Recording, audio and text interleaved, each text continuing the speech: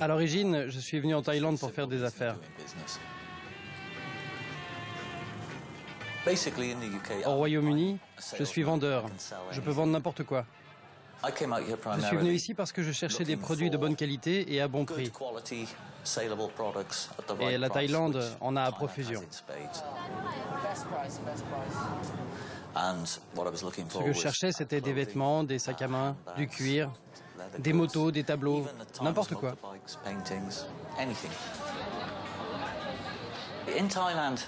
La Thaïlande, c'est un pays tout entier voué au commerce. Vous voulez quelque chose? Quelqu'un le fera.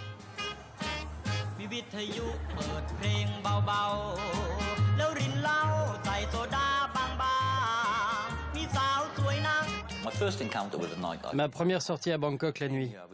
J'avais 4 nuits à passer ici. Alors j'ai voulu me mettre au parfum tout de suite.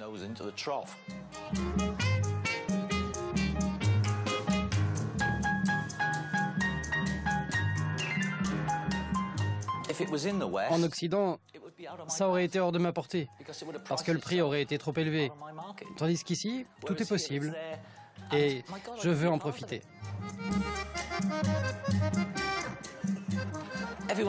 Tout le monde pense, ces pauvres petites Thaïlandaises, on les force à travailler dans les bars. On ne les force à rien du tout.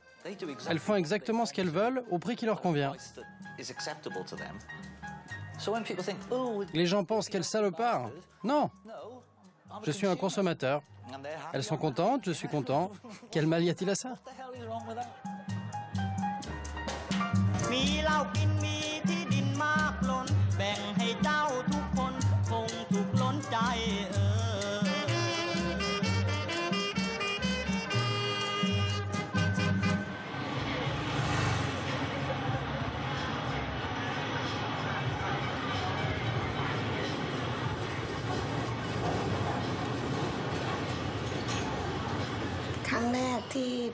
La première fois que je suis allée travailler au Rooster Bar, je suis juste restée assise à regarder les hommes.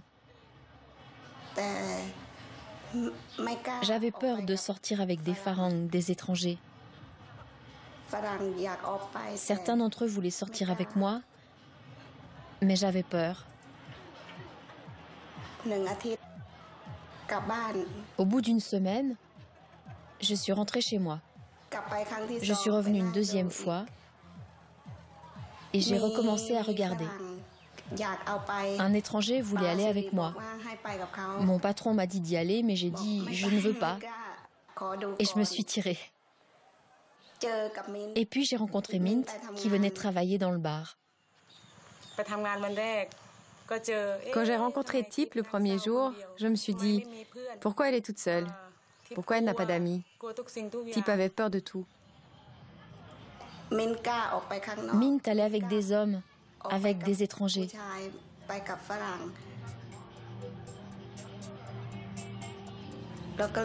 Alors je me suis dit, si une femme vient travailler ici dans ce bar, elle est obligée d'aller avec des hommes, avec des Farangs. Et si Mint peut le faire, alors moi aussi je dois être capable de le faire.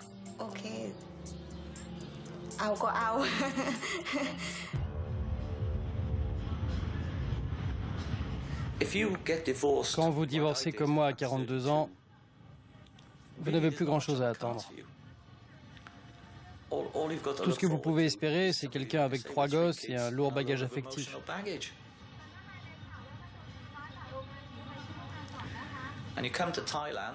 Et puis vous arrivez en Thaïlande, et toutes ces jolies jeunes filles nubiles veulent sincèrement être avec vous. Vous vous amusez quelques semaines, et puis vous en rencontrez une, et vous vous dites « je l'aime bien ».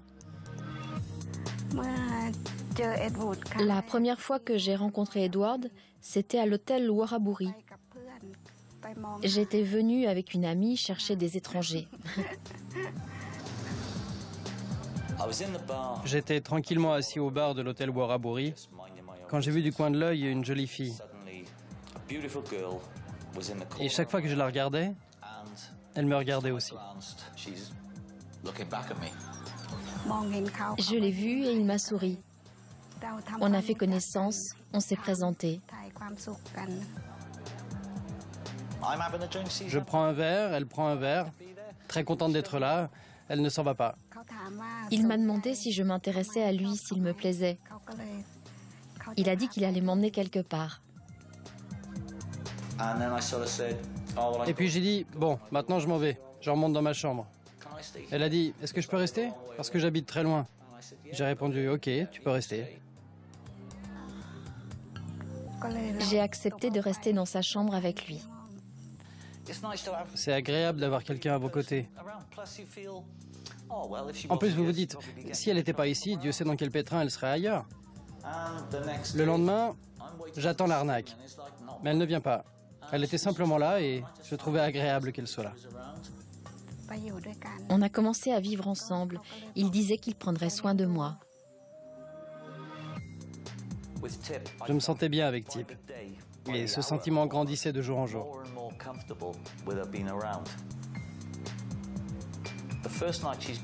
Le premier soir qu'elle était dans ma chambre, je suis allé aux toilettes en me disant « Quand je reviendrai, mon sac aura disparu et elle avec ».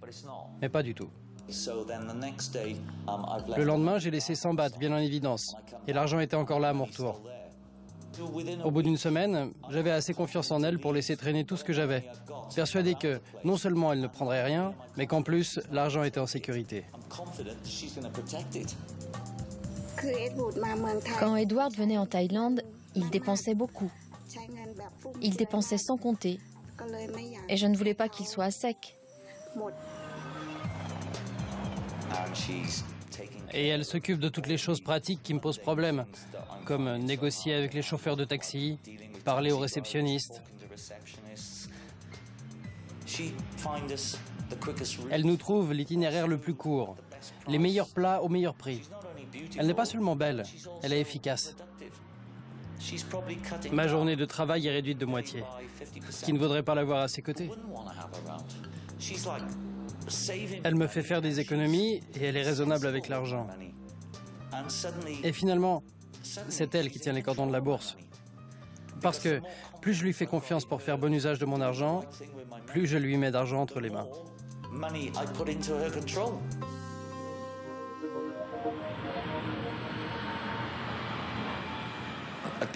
J'avais passé 5 semaines avec elle et il fallait que je rentre au Royaume-Uni. Et le retour, c'est toujours une terrible dégringolade affective.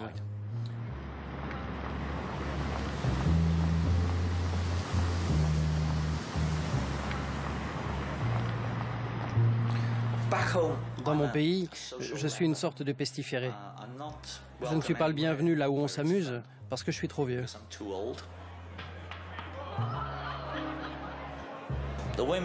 Les femmes sont séduisantes, mais elles sont inaccessibles pour moi, parce qu'elles préfèrent les jeunes. Je n'ai pas de relation durable. Je suis au début de la quarantaine. En résumé, je suis bon pour la casse. J'attends juste le jour où je pourrai acheter la ferme. J'ai arrêté de travailler dans le bar et je suis rentrée chez moi. Edward allait m'envoyer de l'argent pour élever mon enfant. Selon nos critères, ce n'était pas beaucoup d'argent.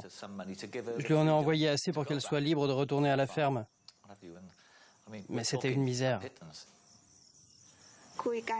On se parlait tous les jours. Je sentais qu'on était de plus en plus proches. Elle m'appelait de la ferme, me faisait parler à telle personne, puis à telle autre. Et c'était toute la vie de la campagne qui défilait au bout du fil. Moi, j'étais coincé au Royaume-Uni dans la pluie et la neige, et je me disais, je veux aller là-bas, je ne veux plus rester ici.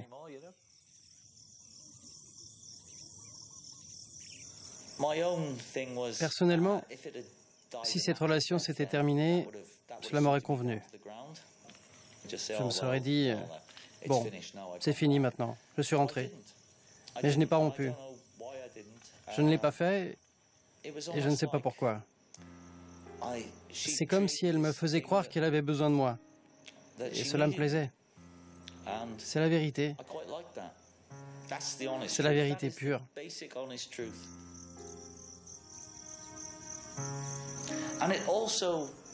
Cela flattait mon ego. J'étais le chevalier Galahad, souvent réponse prisonnière dans sa tour d'ivoire. Tout ce cirque que se font les mecs.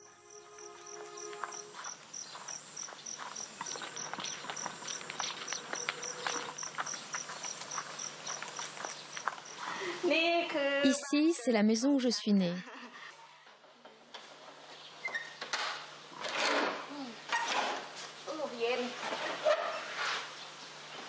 Là, c'est mon père. Là, c'est ma mère. Mon père a été tué par un train. Il est mort quand j'avais 18 ans. Ma mère est morte quand j'avais 28 ans. Ça, c'est ma chambre depuis que je suis née.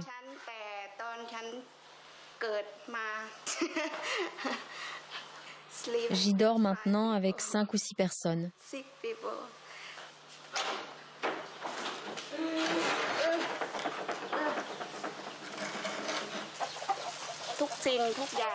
Tout ce qu'il y a ici, mon père et ma mère l'ont construit à la sueur de leur front.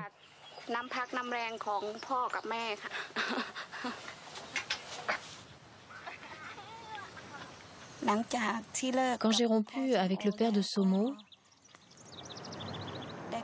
je suis allée travailler à Bangkok.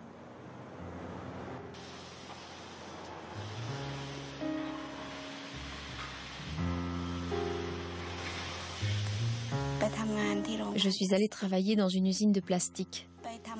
On me payait 4 $ par jour. Chaque mois, j'envoyais de l'argent pour la pension de Somo. 40 $ par mois. Je gardais 80 $ pour me nourrir et me loger.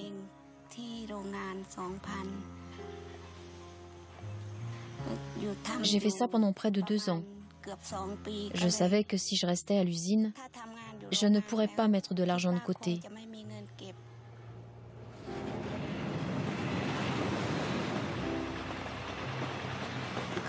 Alors j'ai quitté l'usine.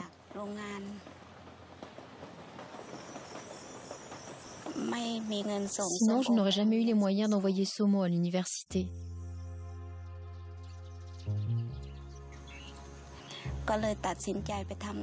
C'est là que j'ai décidé de travailler dans un bar. Ma sœur aînée connaissait un homme du nom de Siri. Il avait un bar à Bangkok.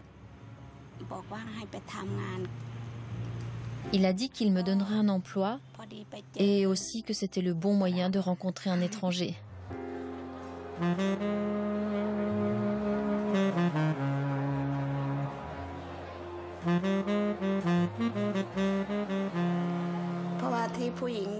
Parce que les femmes qui travaillent dans les bars ne le font pas seulement pour l'argent. On veut un homme, un brave homme qui puisse nous entretenir.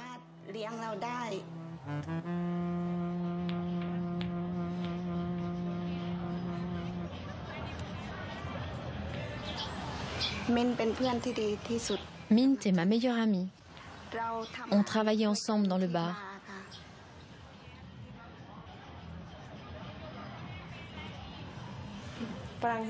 Les étrangers ont beaucoup d'argent. C'est pour ça que j'en veux un. Les Thaïlandais travaillent dur, mais ils ont peu d'argent. Les Farangs, les étrangers, travaillent un peu, mais ils ont beaucoup d'argent. Je suis jalouse. Oui, jalouse des Farangs, jalouse des étrangers.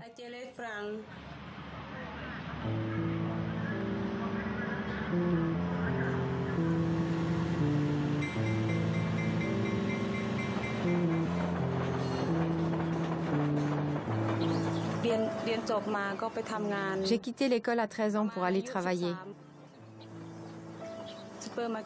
J'ai travaillé dans un supermarché pendant 3 ans à peu près. Puis je suis rentrée chez moi et je me suis mariée. Enfin, pas vraiment mariée. C'était un petit ami.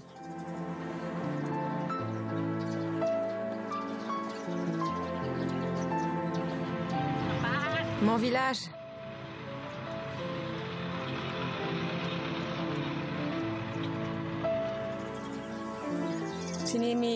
On a eu un fils ensemble. Et quand mon fils a eu 5 mois, on a rompu.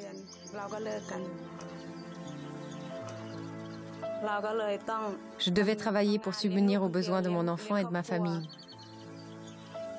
L'agriculture n'apporte pas grand-chose. Alors quand j'ai eu 23 ou 24 ans, je suis allée travailler dans un bar.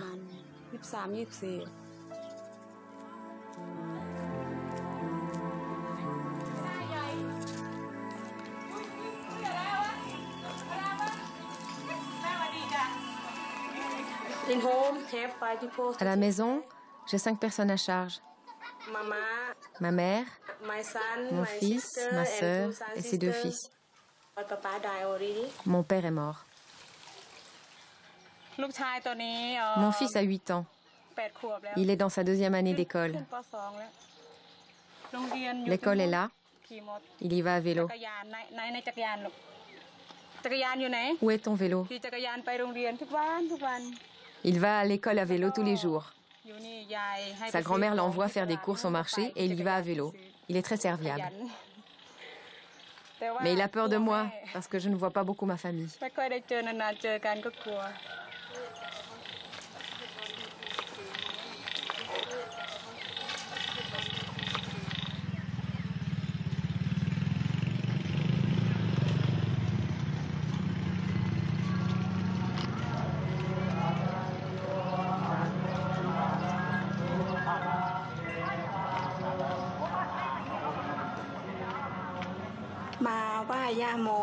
Je suis venue prier la déesse Yamo pour qu'elle me donne de la chance et du bonheur dans la vie.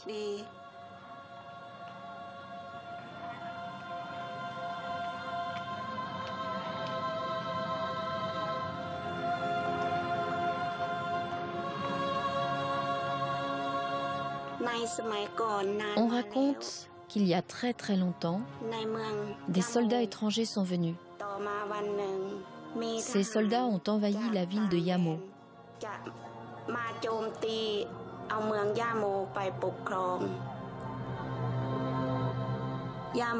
Alors, Yamo est entrée dans une grande colère et elle a eu une idée.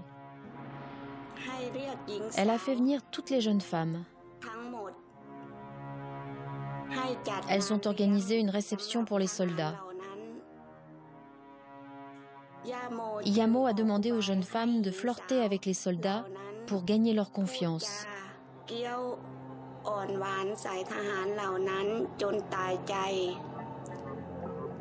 Les femmes les ont enivrés et les soldats se sont endormis.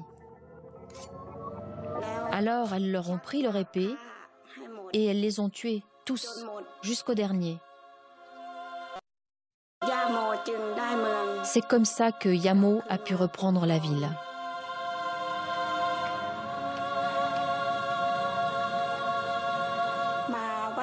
Je suis venue prier Yamo pour que ma famille ait de la chance et du bonheur et pour que Somo ait une vie heureuse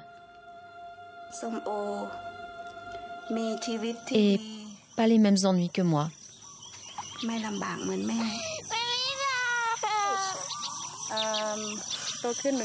Qu'est-ce que tu veux faire quand tu seras grande? Je veux travailler à l'aéroport.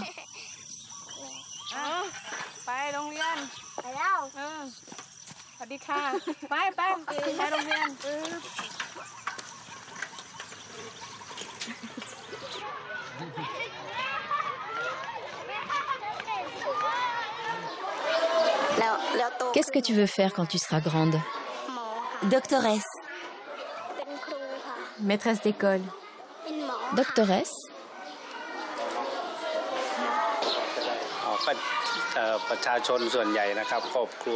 La majorité des familles est très pauvre ici.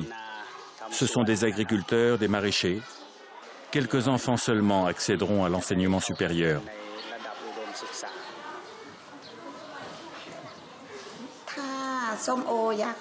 Si Somo voulait travailler dans un bar, je serais contre. Tout le monde déteste ce travail et c'est mal vu par la société.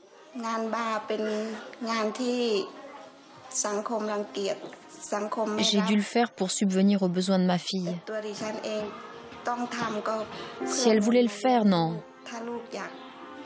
Non, je ne voudrais pas qu'elle le fasse.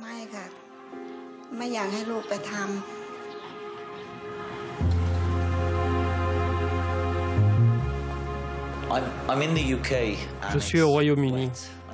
Il fait froid, humide, le vent souffle et tout à coup je reçois un appel de Thaïlande. C'est Tip. Et c'est comme un appel au secours. Du genre, je me sens seul, abandonné, j'ai besoin de toi. Elle a touché la corde sensible. J'aurais fait n'importe quoi parce que tout d'un coup je me sentais en vie. Je me sentais nécessaire. J'avais un but. Je me sentais un homme, un vrai. Ce n'est pas qu'une histoire de sexe. C'est le sentiment de compter pour quelqu'un, d'exister, d'être un être humain, d'être lié à quelqu'un, d'être aimé. Loved.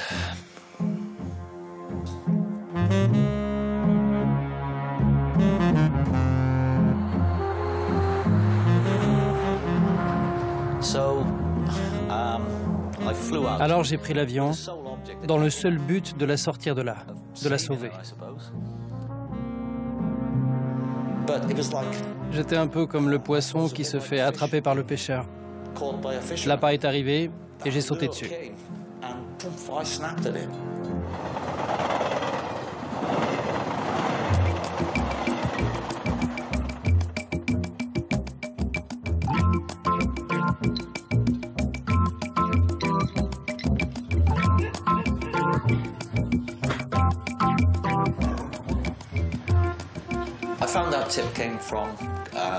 J'ai appris que Tip venait d'un petit village du nord-est de la Thaïlande, Krasang. On est arrivé de nuit, si bien que je n'ai même pas vu à quoi ressemblait Krasang. Le lendemain, au réveil, je regarde dehors et je vois des gens avec des chapeaux de paille occupés à cueillir le riz dans les champs. Je pensais, qu'est-ce que je fais là? En fait, je ne l'ai jamais demandé en mariage. Tout était tellement ambigu que je ne peux même pas me souvenir du moment précis où il a été décidé qu'on allait se marier.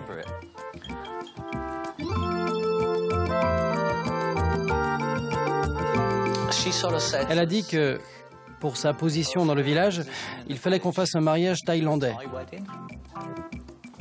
J'ai sans doute l'air d'un idiot, mais je me suis aussi laissé embarquer là-dedans.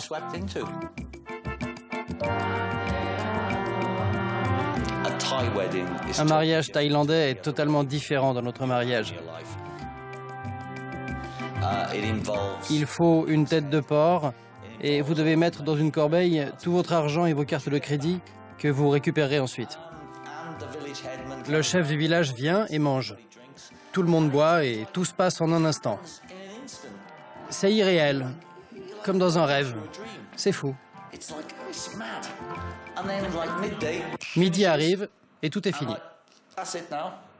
Tout le monde va travailler au champ et ça y est, vous êtes mariés.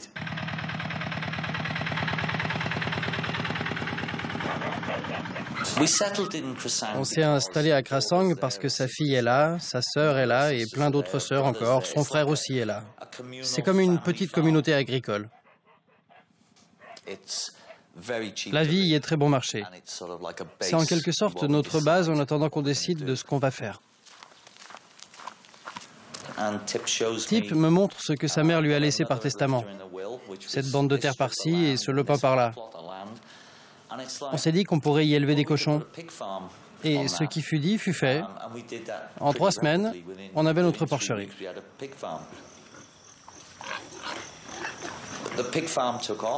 L'élevage de porcs a démarré et on s'y est mis. Je suis devenu un éleveur de porcs. Je me levais à 6 heures du matin et j'allais pelleter la merde des cochons. C'était marrant. J'avais vendu des biens au Royaume-Uni 2 ans avant. J'avais donc ce capital. Mais j'ai aussi contracté un emprunt. J'ai liquidé mes avoirs, réuni tout l'argent liquide que j'avais et on a décidé de faire notre vie ici.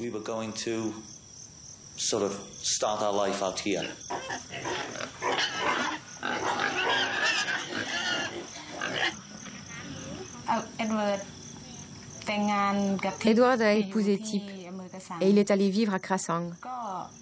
Il avait beaucoup d'argent.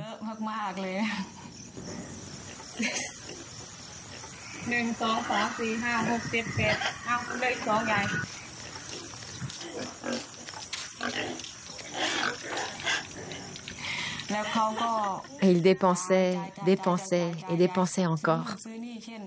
Il achetait une chose et une autre. Par exemple, une machine à laver pour la famille.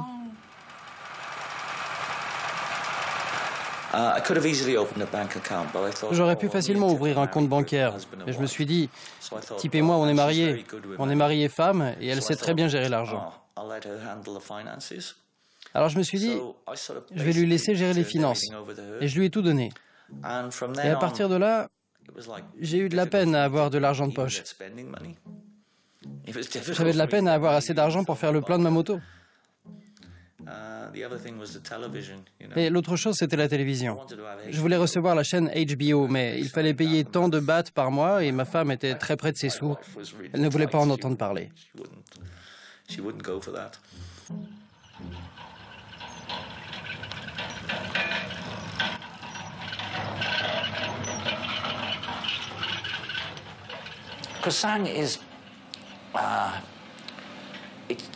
Krasang, c'est tranquille, calme et mortellement ennuyeux.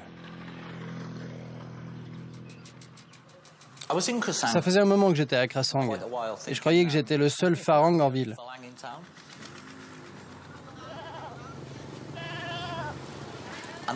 Puis j'ai eu ma moto et j'ai commencé à aller au centre-ville. Et là, je me suis rendu compte qu'il y avait d'autres types dans les parages.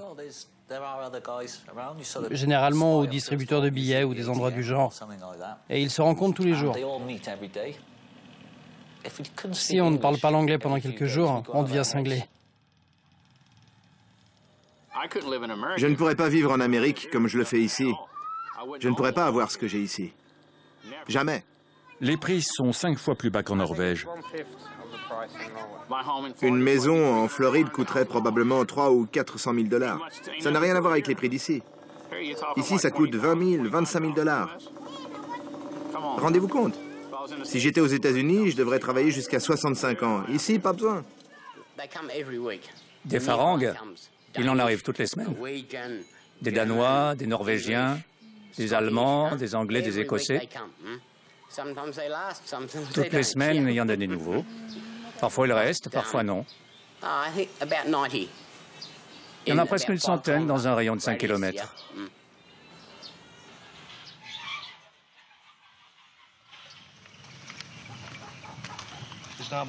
Il n'y a pas grand-chose à voir, mais c'est chez moi. C'est ma maison.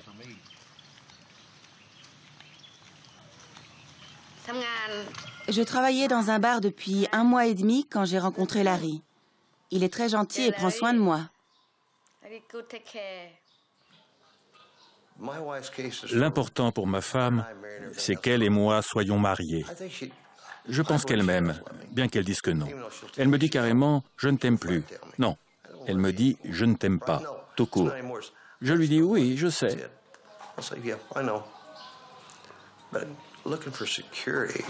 La recherche de la sécurité ou d'une vie meilleure semble être le but essentiel.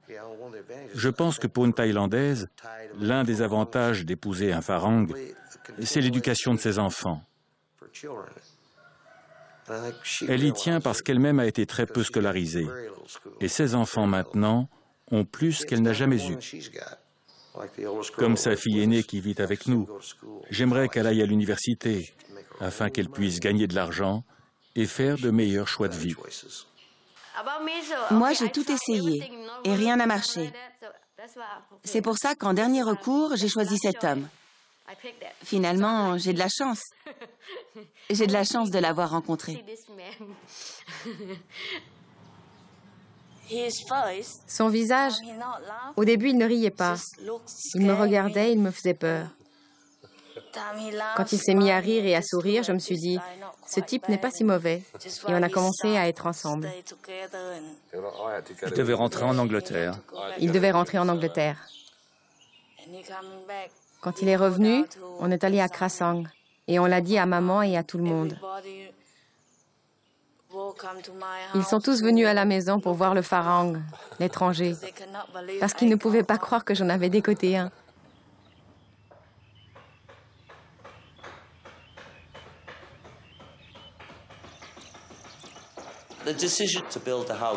On a décidé de construire la maison parce qu'on avait du liquide disponible et que ça aurait été bête de le gaspiller. Quand on est à l'autre bout du monde, on se dit « Qu'est-ce que je peux faire de cet argent ?» L'argent file et on sait qu'un jour, il n'y en aura plus. Alors, autant construire quelque chose de permanent. J'ai donc construit une maison, une porcherie, monté une entreprise et je me suis fait une nouvelle vie.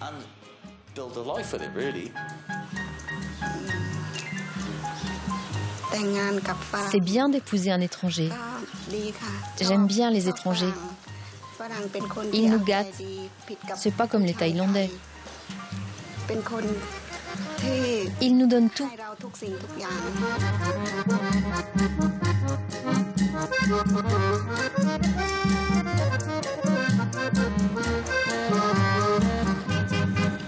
Les gens viennent ici, ils pensent qu'ils vont profiter de la vie, ils croient avoir un petit pécule. Quand ils arrivent, ils s'imaginent que ça va durer toujours, mais non, l'argent file. Ceux que j'ai connus, c'est le schéma classique, ils se retrouvent sans argent. Ils épargnent là d'où ils viennent, ils arrivent ici, et quand l'argent s'est envolé, c'est comme les t-shirts qu'on voit à Bangkok. No money, no honey. Pas d'argent, pas d'amour. Oui, il y a beaucoup de Farangs qui sont exploités pour leur argent. Mais certains sont très bêtes. Ils arrivent dans ce pays, au bout d'un mois, ils rencontrent une fille et déménagent dans le nord avec elle, à Krasang ou ailleurs. Dans les 2 mois qui suivent, ils sont mariés et ils font construire une grande maison. Mais on ne peut pas posséder des terres ici. Alors la maison est forcément au nom de la fille. Et très souvent, c'est bye bye. La maison est construite, le type est hors jeu, et il n'a aucun recours. C'est comme ça que se terminent bon nombre de relations ici.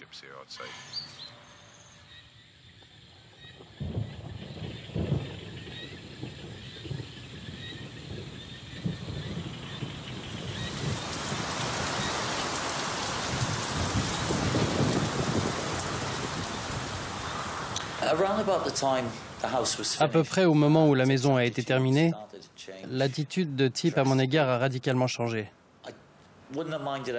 J'aurais supporté qu'elle me déteste ou qu'elle soit en colère contre moi, qu'elle éprouve une quelconque émotion, mais elle a juste basculé dans l'indifférence.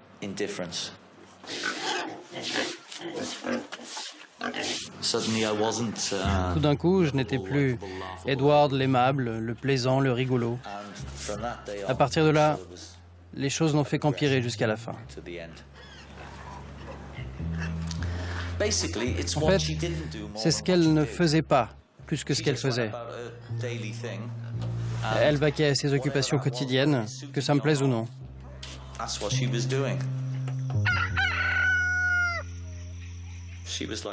Elle se levait à 6 heures, travaillait sur sa machine à coudre, parfois jusqu'à 2 heures du matin.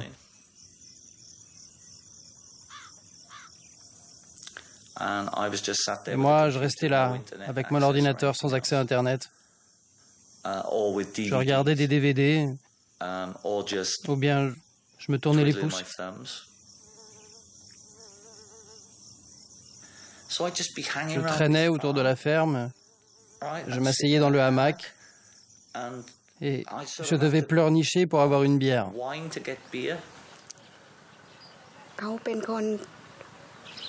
C'est quelqu'un qui parle tout le temps. Il parlait beaucoup. Moi, je n'aime pas les bavards. J'aime le calme et le silence. Ce qui a fait basculer les choses, c'est quand j'ai compris qu'elle ne m'appréciait pas du tout. Je ne parle même pas d'amour. Elle n'avait aucune affection pour moi.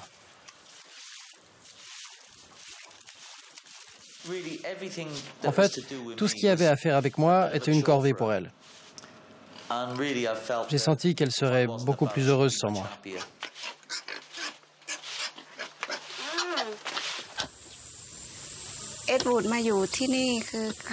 Quand Edward est venu vivre ici, il ne pensait pas travailler du tout.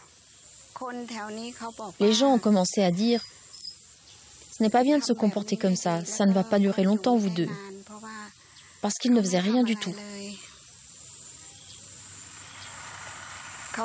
Les gens pensaient qu'un jour il n'aurait plus d'argent, qu'il devrait rentrer chez lui et qu'il n'aurait nulle part où aller.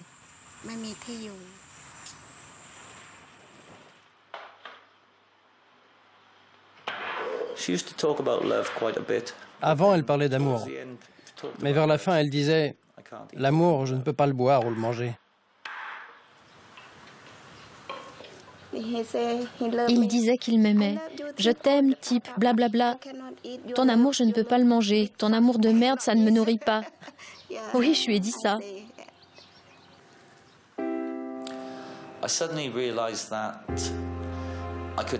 J'ai compris que je pouvais rester aussi longtemps que je voulais, mais que ce ne serait jamais une vraie relation.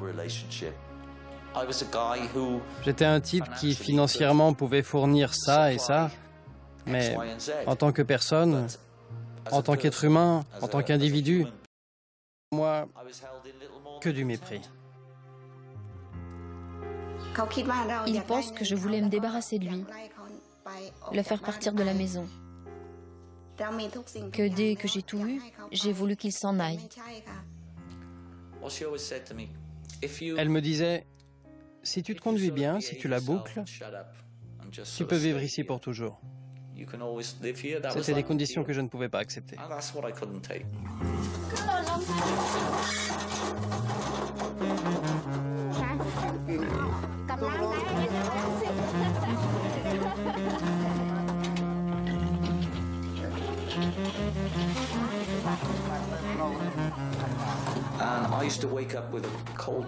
Certains matins, je me réveillais avec une boule d'angoisse dans l'estomac. Je ne peux pas, je ne vais pas continuer à vivre comme ça. Et c'est ça qui me fait peur. Je ne sais pas ce que je vais devenir parce que j'ai tout investi là-dedans. J'ai peur de finir comme je suis maintenant. L'inévitable. Je le sentais arriver. Au revoir, cochon.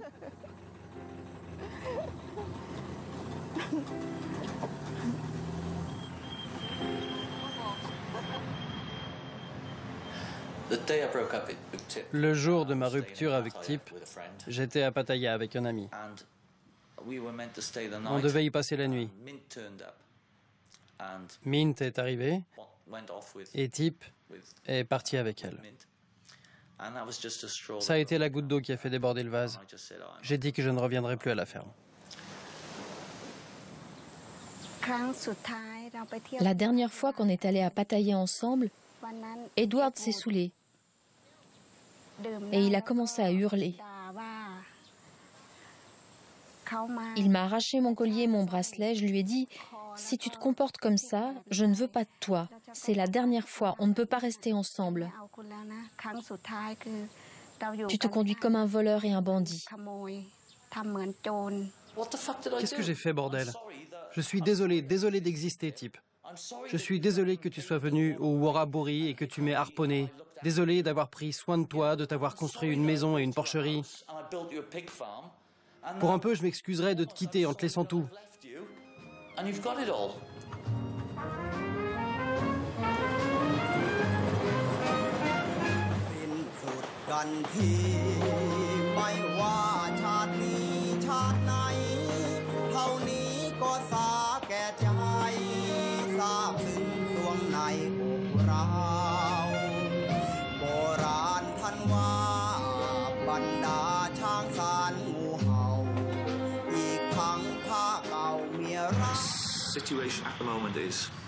À l'heure actuelle, j'ai absolument tout perdu. Au pire, je dois rentrer au pays, et là-bas, je n'ai absolument rien parce que j'ai tout vendu pour venir ici. Ma femme thaïlandaise a une maison, une ferme, une moto, ma moto, et tout le reste, l'or, l'argent, les avoirs. Et moi, j'ai rien. Je suis assis entre deux chaises et on se demande pourquoi j'ai des ulcères. Et les gens se demandent pourquoi je bois.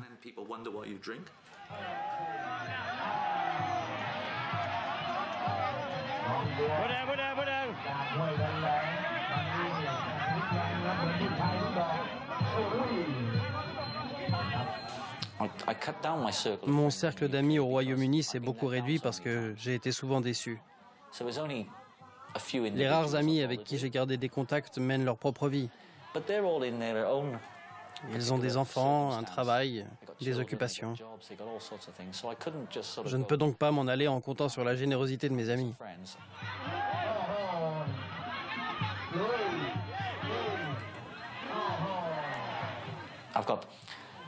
Et je n'ai plus de lien avec ma famille.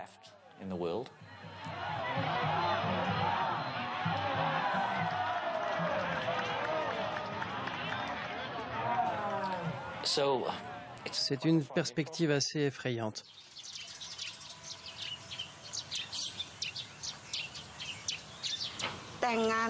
Depuis mon mariage avec Edward, je vis mieux. Avant, je vivais dans la maison de ma sœur aînée. Depuis que je suis mariée avec Edward, j'ai une maison à moi. Je vis mieux qu'avant.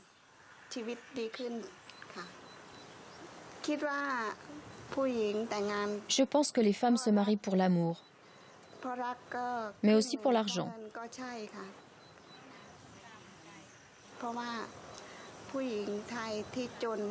Et nous, les Thaïlandaises, comme on est très pauvres, on fait tout pour avoir une vie meilleure. On veut se marier et on veut être heureuse. Et on veut avoir assez d'argent pour vivre bien et avoir assez à manger.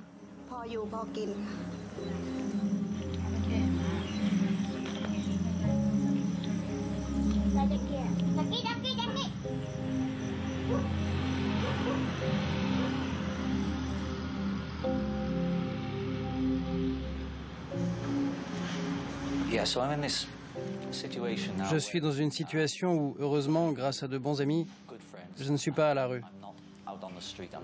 Je ne suis pas indigent, mais je suis saigné à blanc. Alors, je compte aller voir ma femme, qui contrôle tous nos avoirs et tous nos biens. Et je vais essayer d'obtenir un arrangement. C'est prévu pour demain. Peut-être qu'après maintenant 4 mois et demi, elle sera disposée à discuter et à être un peu raisonnable. Mais nous verrons.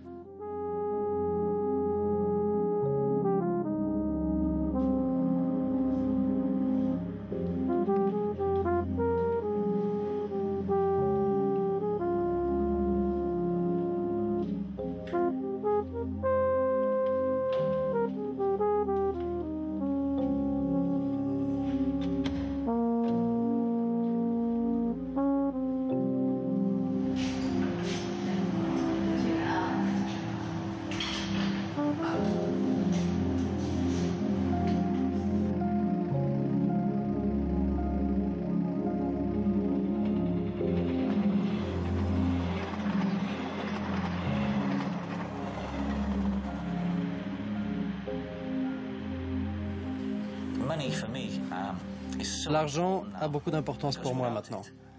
Parce que sans lui, vous perdez tout. Les relations, les amitiés, les affaires. Vous perdez tout sans argent. C'est quelque chose que la Thaïlande m'a appris. J'ai réussi à rencontrer ma femme. Elle a été glaciale. On est finalement parvenu à un compromis. On a convenu qu'elle allait m'acheter un billet de retour, et c'est ce qu'elle a fait. Mais je me sens encore un peu lésé, parce qu'au fond, tout ce qu'on avait venait de moi. Mais elle ne voit pas les choses comme ça. On est toujours là, alors quand tu reviendras, tu sauras où nous trouver. Merci. Merci. Bonne chance, Ted. Bonne chance à toi aussi. Tu reviendras. Oui, je reviendrai. Ils sont environ 6 à être partis du village. Je n'en ai jamais vu revenir aucun. Sauf un gars, l'an dernier, un Australien qui est revenu. mais avec une autre fille de ce village.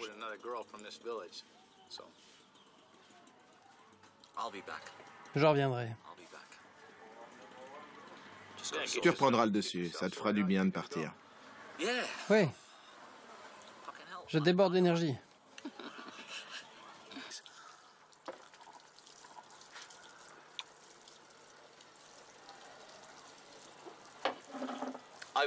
Je vous envie. Ça fait 3 jours d'affilée que vous êtes ici. Je croyais que vous ne veniez qu'un jour sur 2.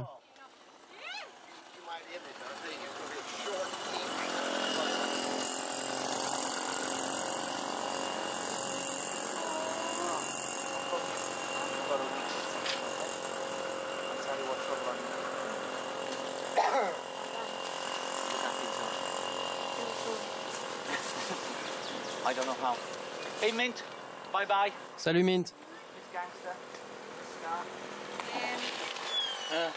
Oh. What about tip one Tip last time? pour la dernière fois, bien. Come on. Come on. Come on. Mint, J'espère que tu reviendras. come on.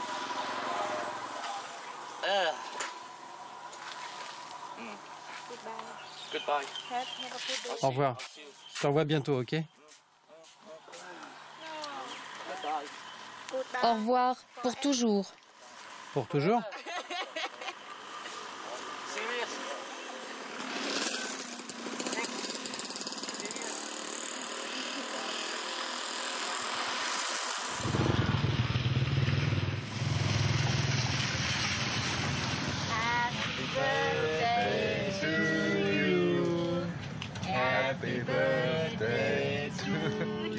I fly tomorrow. Je prends l'avion demain. Devastated at the moment. Je me sens anéanti en ce moment. Happy birthday. Bon anniversaire. I'm 50 today, bro. J'ai 50 ans aujourd'hui.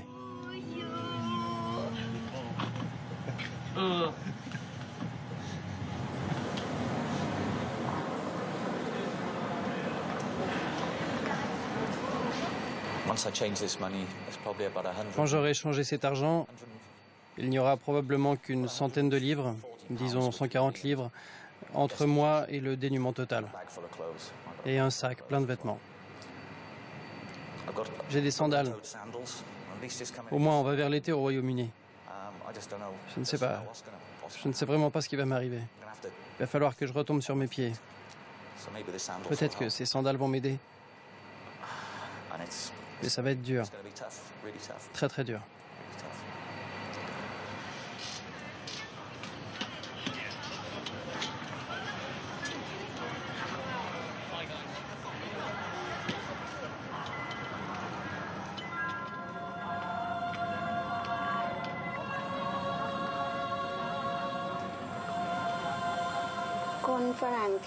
Les étrangers qui viennent ici se vantent de pouvoir acheter tout ce qu'ils veulent. Mais les Thaïlandais ne s'achètent pas parce qu'ils ne vendent pas leur gentillesse. L'argent n'achète pas tout.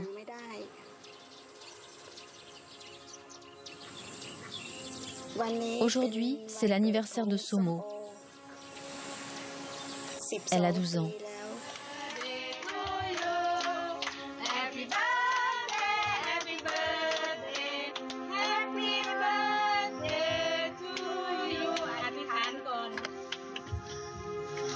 Fais un vœu.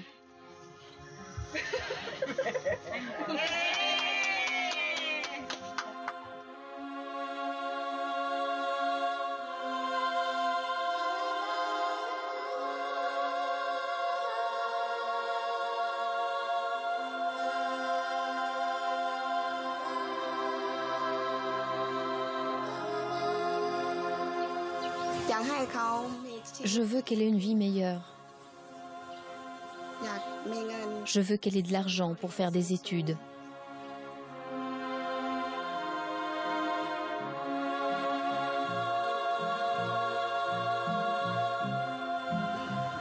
Elle veut être hôtesse de l'air.